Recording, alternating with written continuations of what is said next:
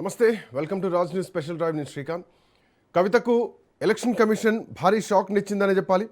So కవిత కొత్త party పెట్టుకోవాలి, తెలంగాణ రక్షణ సేన ఏదైతే ఉందో ఆ రక్షణ సేన పేరును మార్చాలంటూ కూడా ఈసీ కవితకు 15 రోజుల్లోగా 3 కొత్త పేర్లు ఇవ్వాలంటూ గడువు విధించింది. సో ఇప్పటికే కవిత తెలంగాణ రాజకీయాల్లో మరి ముఖ్యంగా బీఆర్ఎస్ పార్టీకి కొరకరాని కొయ్యగా మారింది. బీఆర్ఎస్ పార్టీయే ప్రధాన ప్రతిపక్షంగా తనకు ప్రధాన రాజకీయ శత్రువుగా ఫైట్ చేస్తుంది. ఏకంగా కేసీఆర్నే విమర్శించేటువంటి స్థాయికి వచ్చింది.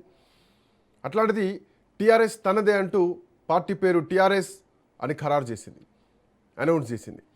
ఆ తర్వాత ఎన్నికల కమిషన్ పేరు మార్చుకోవాలని మళ్ళీ నోటీసులు ఇస్తే సో టీఆర్ఎస్ అంటే తెలంగాణ రాష్ట్ర సేన కాదు, తెలంగాణ రక్షణ సేన అంటూ మార్చారు. బట్ అయినా అభ్యంతరాలు రావడం జరిగింది. సో తెలంగాణ రక్షణ సేన పార్టీకి ఈసీ ఊహించని షాక్ ఇచ్చిందనే చెప్పాలి.